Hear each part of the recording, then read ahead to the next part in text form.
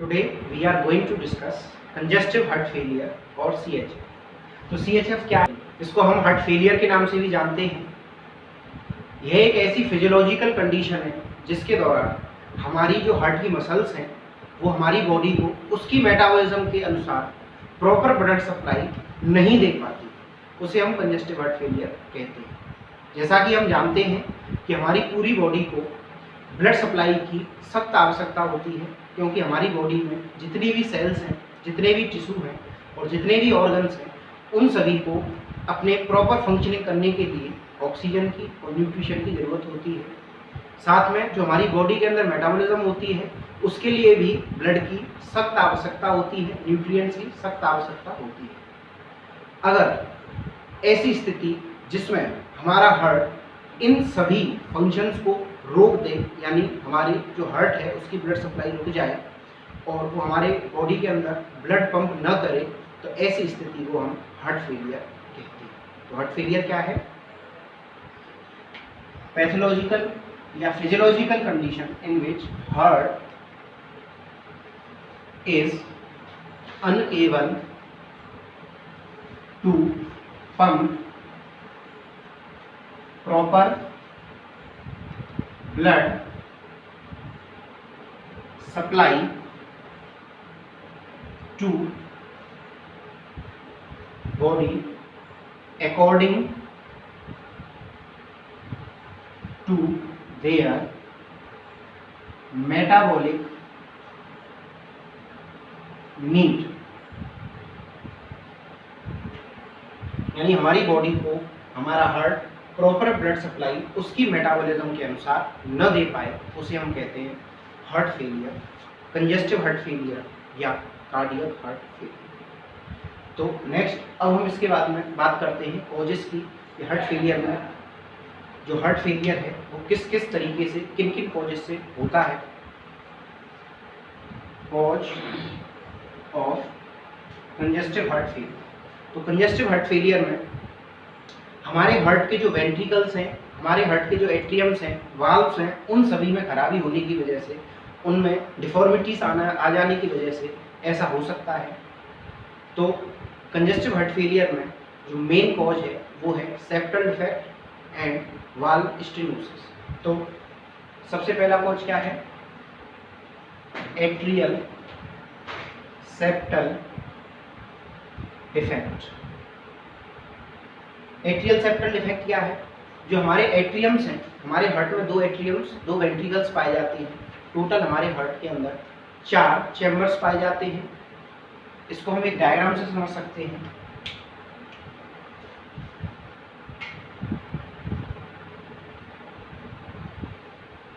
ये हमारा हार्ट है। हमारे हार्ट में सेप्टम होता है जो कि दोनों एट्रियम्स को आपस में बांटता है। ये इधर वाला जो एट्रियम है जो कि राइट साइड में है वो है राइट एट्रियम, ये है राइट एट्रियम और ये है लेफ्ट एट्रियम। इन दोनों को आपस में बांटने वाला जो सेप्टम है, ये जो सेप्टम है, इस सेप्टम को कहते हैं हम एट्रियल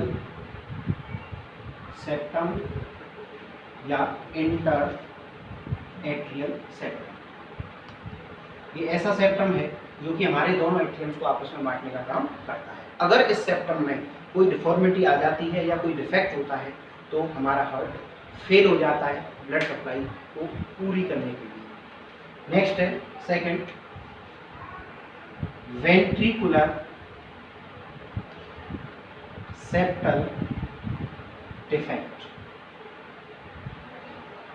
ये जो वेंट्रिकुलर सेप्टल डिफेक्ट है वो हमारे वेंट्रिकल्स के बीच में जो इंटरवेंट्रिकुलर सेप्टम पाया जाता है उसके अंदर डिफॉर्मिटीज होने की वजह से, डिफेक्ट होने की वजह से, या कोई कंजेनाइटल एबनॉर्मल ओपनिंग है उसकी वजह से ऐसा हो सकता है।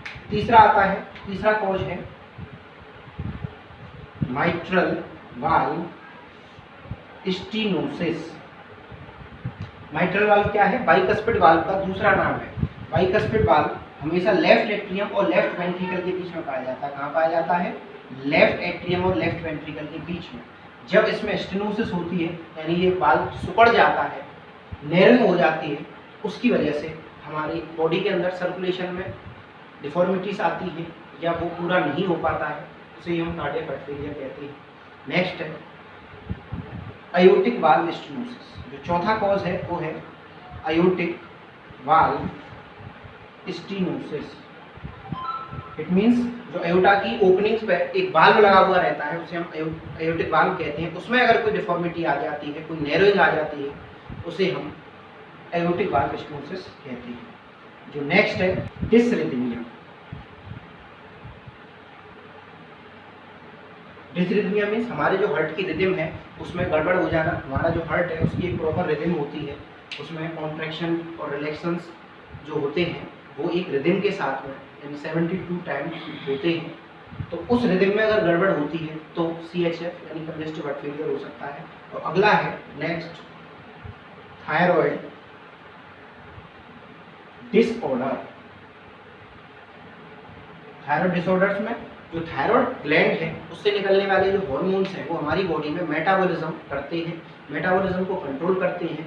तो उनके अंदर अगर डिफॉर्मिटी या कोई डिसऑर्डर होता है थायराइड ग्लैंड के अंदर तो उन हार्मोन्स में भी डिफॉर्मिटीज आती है, या जो हार्मोन है वो प्रॉपर तरीके से सीक्रेट नहीं होंगे और प्रॉपर तरीके से हमारी बॉडी की मेटाबॉलिज्म डिस्टर्बेंस होगी तो कंजेस्टिव हार्ट फेलियर हो सकता है। ये सभी थे कॉजेस, जिसमें सबसे पहला था एट्रियल सेप्टल डिफेक्ट, दूसरा है वेंट्रिकुलर सेप्टल डिफेक्ट, तीसरा है माइट्रल वाल्व स्टेनोसिस, चौथा है आयोटिक वाल्व स्टेनोसिस, पांचवा है डिसएरिथमिया और नेक्स्ट है थायराइड डिसऑर्डर्स। इन सभी कॉजेस के बाद में अब हम नेक्स्ट बात करते हैं pathophysiology of congestive heart failure.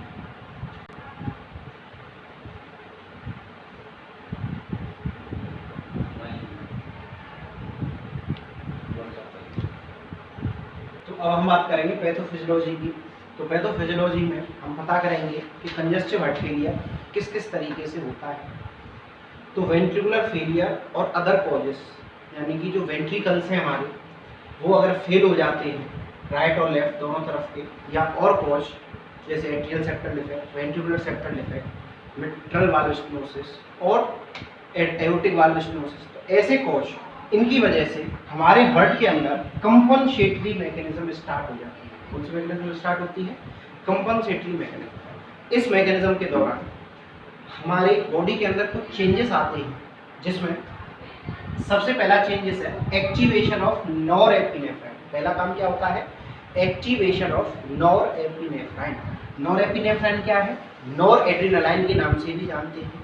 ये एक ऐसा हार्मोन है जो कि सुप्रारीनल ग्लैंड से सीक्रेट होता है।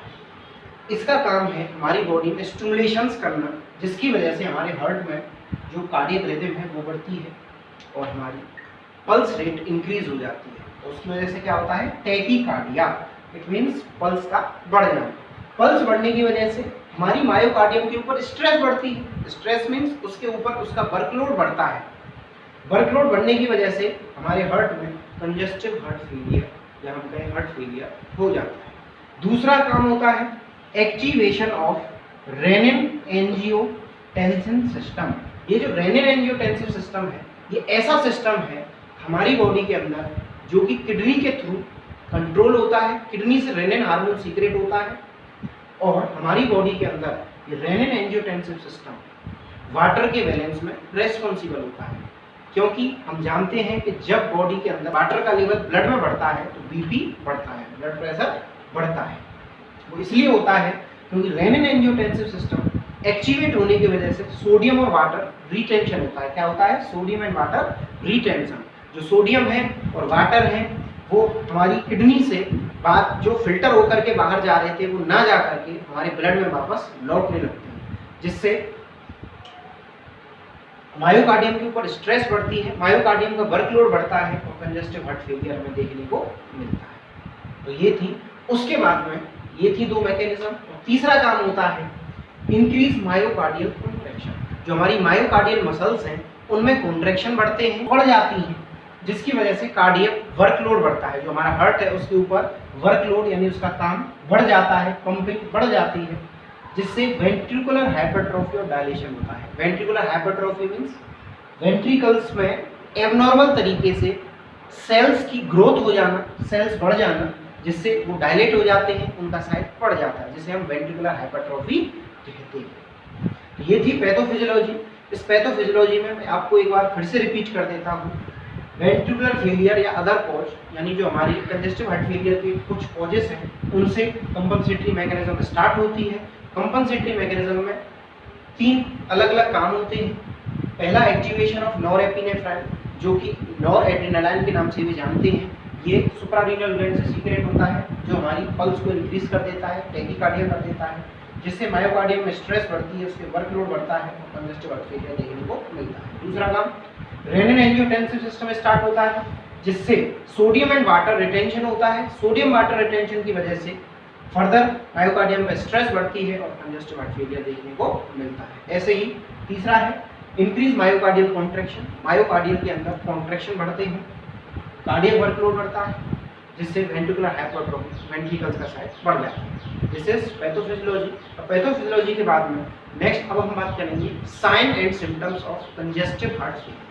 तो कंजेस्टिव हार्ट फेलियर है, उसमें हम क्या क्या साइन देखते हैं।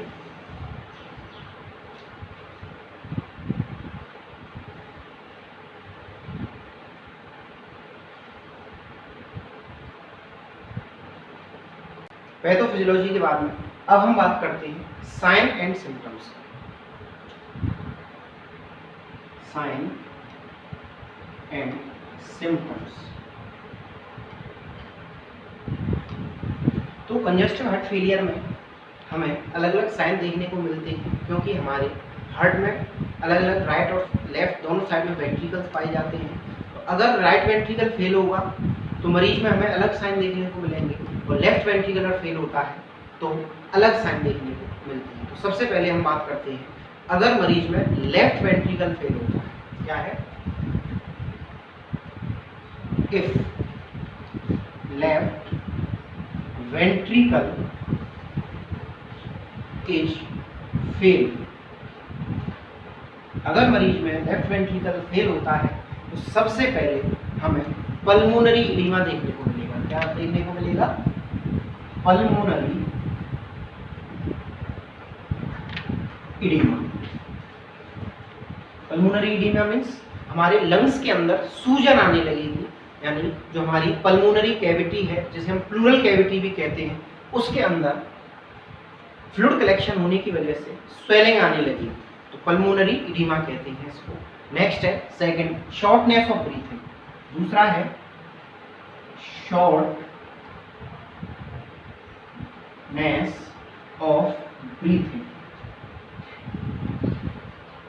शॉर्टनेस ऑफ ब्रीथिंग मीन्स मरीज जल्दी जल्दी से सांस लेगा, रिपीट बहुत जल्दी जल्दी सांस लेगा, ऐसा हमें कंजेस्टिव हार्ट फेलियर में देखने को मिलेगा। नेक्स्ट है तीसरा, ड्राई कफिंग, यानी मरीज में सूखी खांसी देखने को मिलेगी। नेक्स्ट इसके बाद में अगला है इंसोम्निया। नेक्स्ट साइन है इंसोम्निया। इंसोम्निया मीन्स मरीज को ठीक ढंग से नींद नहीं आएगी, नींद में परेशानी होगी, इंसोम्निया होगा। नेक्स्ट है रेस्टलेसनेस, जब मरीज को सही तरह से नींद नहीं आएगी, ड्राई कफिंग होगी, शॉर्टनेस ऑफ ब्रीथिंग होगी, पल्मोनरी एडिमा होगा, तो इतने सभी साइनों की वजह से मरीज में रेस्टलेसनेस देखने को मिलेगी, उसको सही तरीके से अपनी बॉडी में कंफर्टनेस फील नहीं होगी। नेक्स्ट है जो अगला साइन है वो हमें देखने को मिलेगा टैकीकार्डिया। टैकीकार्डिया क्या है? पल्स का बढ़ जाना, हमें पल्स का बढ़ जाना देखने को मिलेगा। तो ये थे, अगर लेफ्ट वेंट्रिकल मरीज में फेल होता है तो उस समय हमें pulmonary oedema, shortness of breathing, dry coughing, insomnia, restlessness और टैकीकार्डिया, ये सभी साइन हमें देखने को मिलते हैं। अब हम बात करेंगे अगर मरीज में राइट वेंट्रिकल फेल होता है, क्या बात करेंगे? अगर मरीज में राइट वेंट्रिकल फेल होता है तो क्या साइन देखने को मिलेंगे? If right ventricle is fail. अगर राइट वेंट्रिकुलर फेलियर होता है तो मरीज में अलग साइन देखने को मिलते हैं, जिसमें सबसे पहला साइन है peripheral oedema. It it means हमारे जो पेरीफ्री पे हाथ पैर उनकी लिम्स हैं, लोअर लिम्स हैं, अपर लिम्ब है, उनमें हमें सूजन देखने को मिलेगी। दूसरा एनोरेक्सिया, दूसरा क्या देखने को मिलेगा? Anorexia. Anorexia means loss of appetite, यानी भूख की कमी, मरीज में भूख की कमी देखने को मिलेगी। तीसरा है नॉक्टूरिया।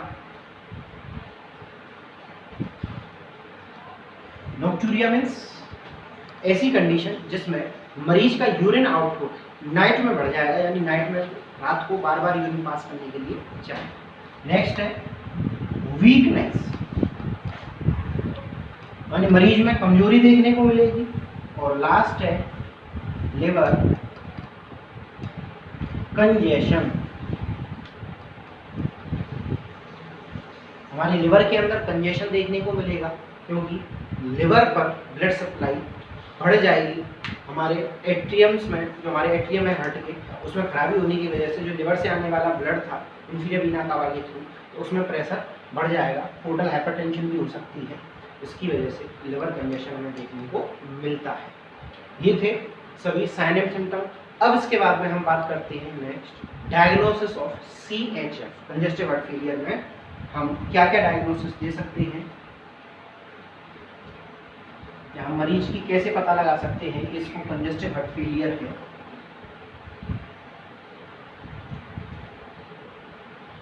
डायग्नोसिस,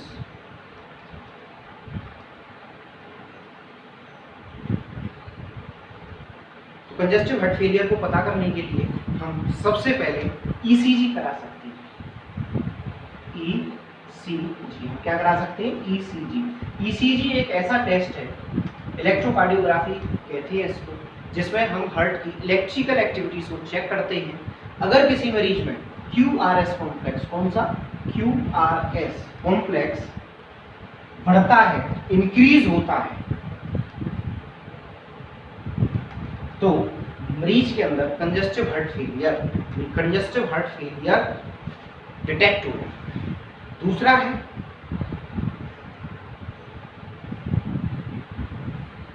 एंजियोग्राफी, हम क्या करा सकते हैं? एंजियोग्राफी करा सकते हैं।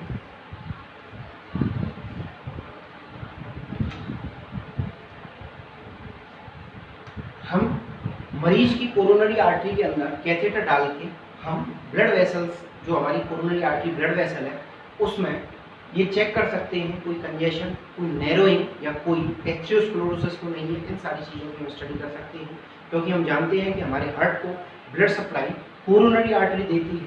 अगर कोरोनरी आर्टरी ब्लड सप्लाई देने में फेल होती है तो लिवर भी हमारी बॉडी को प्रॉपर ब्लड सप्लाई नहीं दे पाएगा, तो इसलिए हम एंजियोग्राफी करा सकते हैं। दूसरा नेक्स्ट हम करा सकते हैं, तीसरा chest x-ray.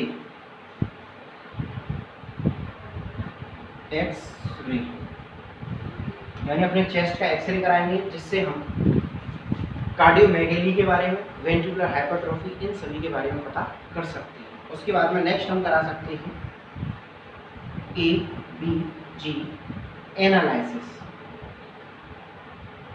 ABG analysis means atrial blood gas analysis, जो हमारी एट्रियल यानी आर्टरीज के अंदर जो ब्लड बह रहा है उसके अंदर गैसेस का लेवल हम चेक कर सकते हैं। नेक्स्ट है ब्लड टेस्ट करा सकते हैं, जिसमें CBC करा सकते हैं, हम कंप्लीट ब्लड काउंट करा सकते हैं, साथ ही हम लेवल ऑफ इलेक्ट्रोलाइट्स चेक कर सकते हैं। और क्या करा सकते हैं? लेवल ऑफ इलेक्ट्रोलाइट्स, क्योंकि इलेक्ट्रोलाइट्स का लेवल इम्बैलेंस होने की वजह से हमारे हार्ट की जो रेट है उसमें भी डिस्टर्बेंस होता है। नेक्स्ट हम करा सकते हैं स्ट्रेस टेस्ट। इसमें हम फिजिकल एक्सरसाइज करा के मरीज की ECG लेते हैं, जिससे कंजेस्टिव हार्ट फेलियर जैसी और खतरनाक बीमारियों के बारे में भी हम पता लगा सकते हैं। तो ये सभी जो टेस्ट हैं, जैसे ECG, angiography, chest x-ray, ABG analysis, blood test जिसमें CBC, लेवल ऑफ इलेक्ट्रोलाइट्स और स्ट्रेस, इन सभी टेस्ट्स के थ्रू हम मरीज में कंजेस्टिव हार्ट फेलियर का पता लगा सकते हैं। साथ ही लास्ट में आता है एक टेस्ट जिसका नाम है इको कार्डियोग्राफी।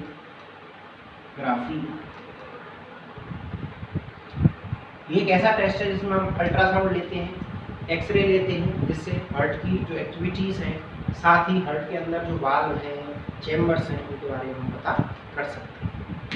तो ये थी डायग्नोसिस। इसके बाद में अब हम नेक्स्ट बात करेंगे treatment of congestive heart failure.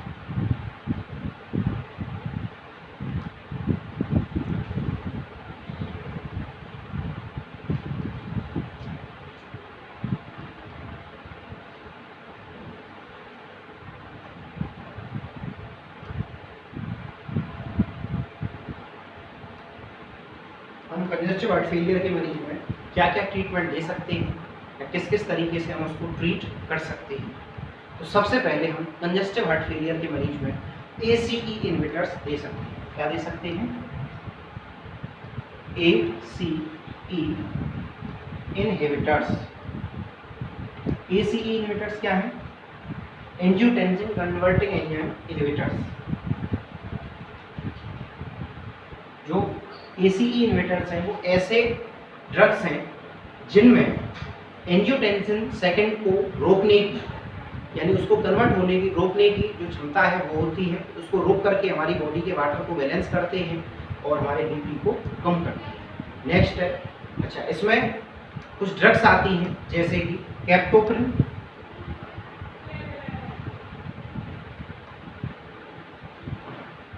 रैमप्रिल,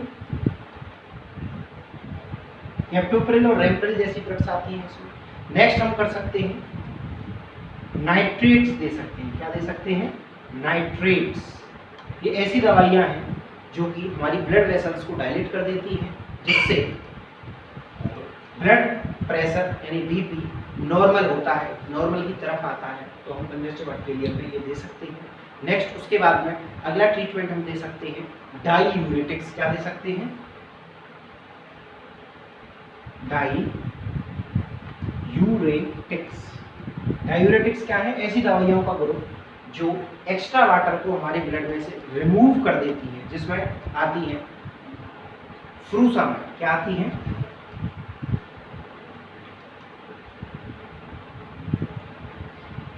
इसमें आती है फ्रूसामाइड। क्या आती है? फ्रूसामाइड।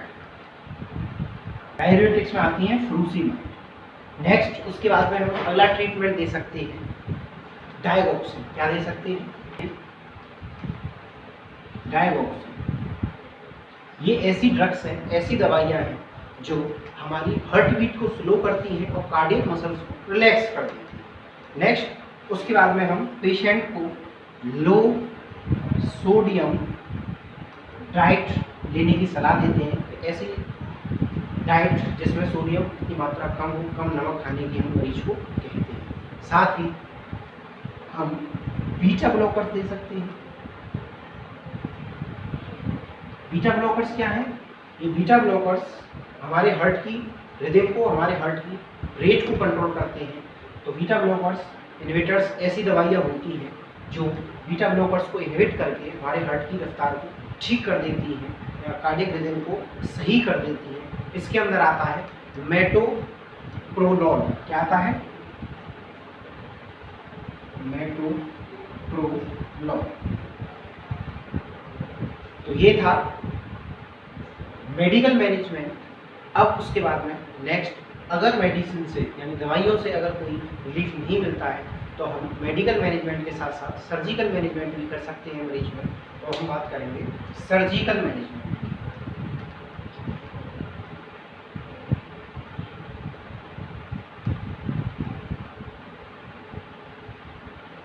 तो कंजेस्टिव हार्ट फेलियर के मरीज में हम कुछ सर्जरीज कर सकते हैं, जिसमें सबसे पहली है bypass surgery.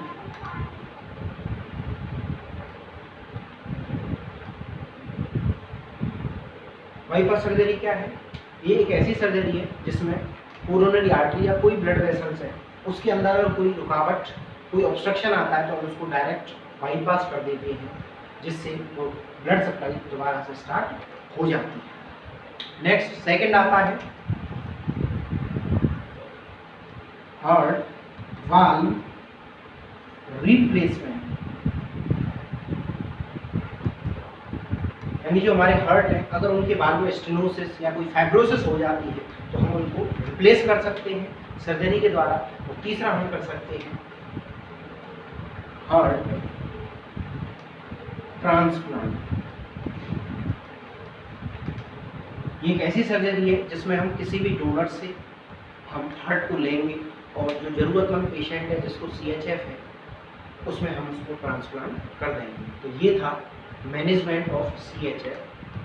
This is all about CHF। Thank you very much.